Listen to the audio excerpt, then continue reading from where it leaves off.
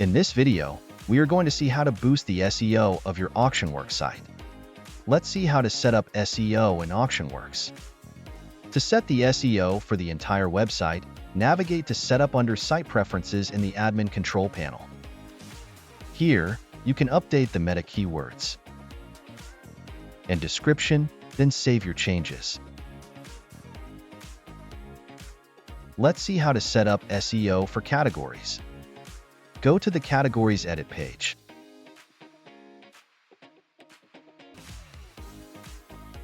Update the page title, meta keywords, and meta description, and then click Save.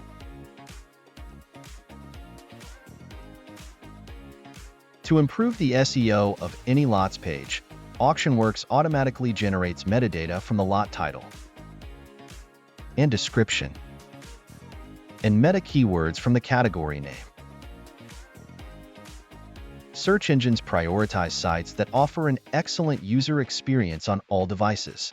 Hence, make sure your site is mobile-friendly and loads quickly. Now, let's search for our lot on Google using keywords from its title and description.